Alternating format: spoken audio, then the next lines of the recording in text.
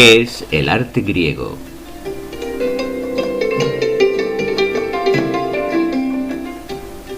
El arte griego constituye uno de los pilares esenciales del arte occidental.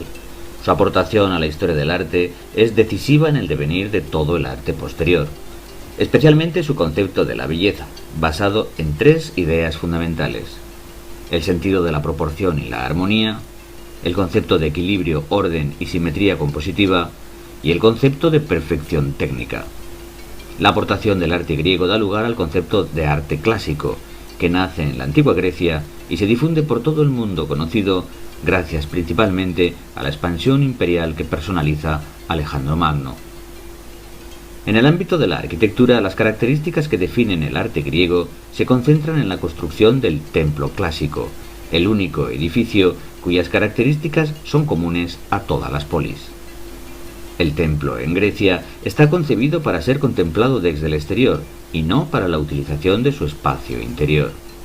De ahí que su concepción espacial sea secundaria y que su apariencia externa cobre un valor principal. El templo responde a todas las características que definen el concepto de belleza del arte griego y que, como dijimos, se basa en un ideal de armonía y proporción, equilibrio, simetría compositiva y perfección técnica. Armonía y perfección que derivan de la utilización de un módulo constructivo de medidas matemáticas que interrelaciona todas las partes del edificio entre sí. El equilibrio y la simetría compositiva se basan en un perfecto orden a la hora de diseñar y distribuir las diferentes partes del edificio.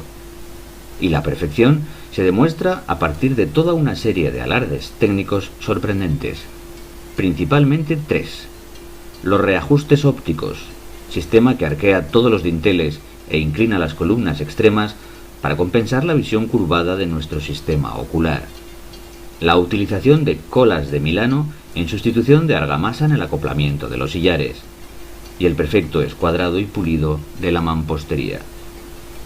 El templo griego se asienta en un espacio sagrado que se denomina témenos, y en todos los casos se apoya sobre un basamento escalonado o crepidoma que realza y distingue al edificio sobre el terreno. Consta de una planta, normalmente de forma rectangular, dividida en tres salas: pronaos, naos y opistódomos o guarda del tesoro. Los templos clásicos pueden clasificarse según dos criterios: su forma en planta, que permite diferenciar los templos inantis de los próstilos, anfipróstilos o perípteros, según cómo se distribuyan sus columnas a lo largo de su perímetro; y el número de columnas de la fachada, lo que distingue los templos dístilos de los tetrástilos, octástilos, hexástilos, etc. Otra de las aportaciones fundamentales del arte griego a la historia de la arquitectura es la utilización de los órdenes clásicos. Los órdenes en arquitectura constituyen un módulo constructivo que asegura la repetición en todos los templos de un mismo sistema decorativo y constructivo. A lo largo de la historia de Grecia se desarrollaron tres órdenes principales: dórico, jónico y corintio. El primero es el más antiguo, y sus formas peculiares en los fustes de las columnas y los entablamentos derivan de la construcción de unos primeros templos en madera. Consta de un soporte formado por columna con estrías y éntasis, que apoya directamente sobre el crepidoma, un capitel de moldura convexa y un entablamento adintelado constituido por un arquitrabe liso, un friso con triglifos y metopas y una cornisa volada. El orden jónico surge a mediados del siglo VI a.C., con un mayor grado de estilización y elegancia ornamental. Presenta una columna que apea sobre basa e incluye acanaladuras en su fuste, capitel historiado con roleos y volutas, y un entablamento igualmente adintelado, con arquitrabe a tres bandas, friso liso y cornisa volada. El orden corintio es más tardío, ya del siglo IV a.C., y será más habitual en el periodo helenístico, así como en el arte romano. El orden corintio es idéntico al jónico, variando su capitel, que presenta un trabajo preciosista en el que se reproducen caulículos y hojas de acanto. En todos los casos el techo del templo se construye a dos aguas, lo que deja un espacio triangular sobre el entablamento que se denomina frontón. Ejemplos principales de la arquitectura griega los encontramos en el amplio marco de las polis griegas y las colonias de la Magna Grecia, Destacan, no obstante, y por encima de todo, los edificios de la Acrópolis de Atenas, y en especial su templo principal, el Partenón.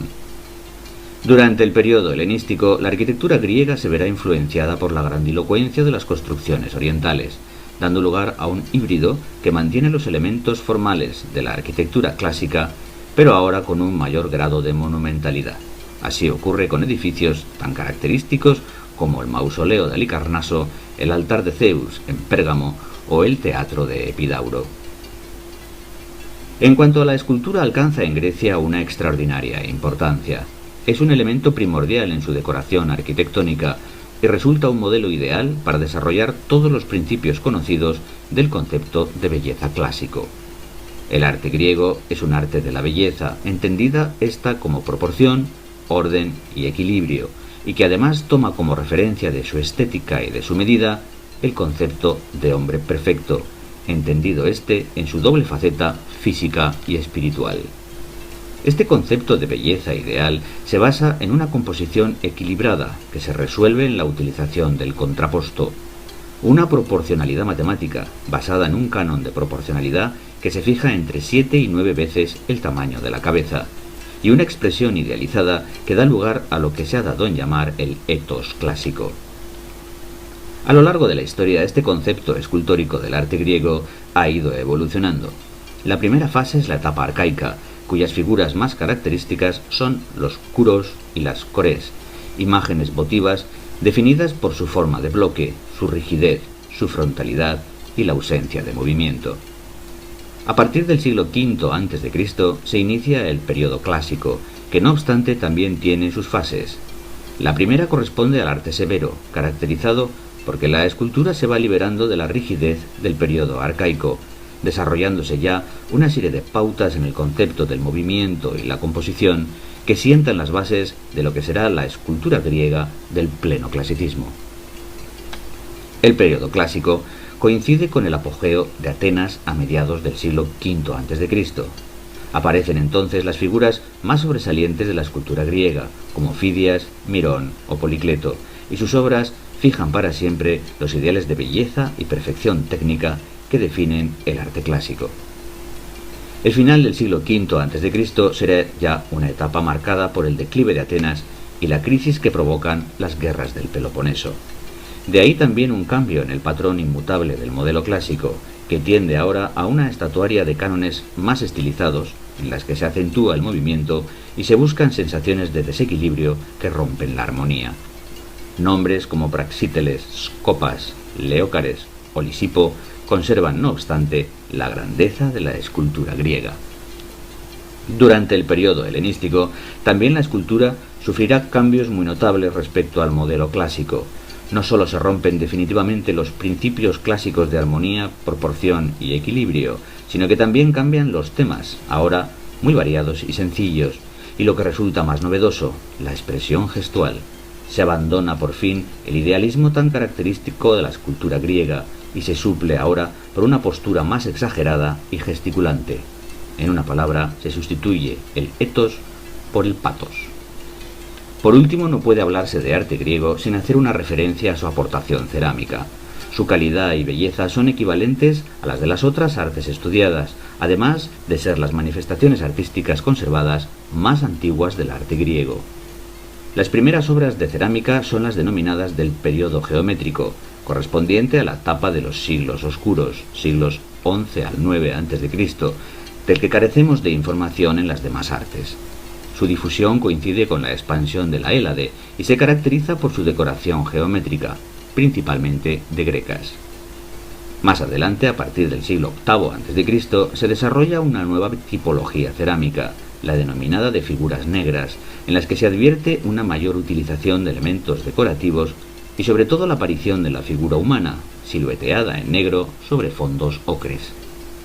En el siglo VI a.C. se produce una última etapa en el desarrollo de la cerámica, la denominada de figuras rojas, cuya técnica es la inversa a la anterior, ya que sobre el fondo negro destacan las figuras coloreadas en el tono rojizo del barro. También adquiere una mayor delicadeza en los detalles y más complejidad en la distribución y composición de figuras y motivos.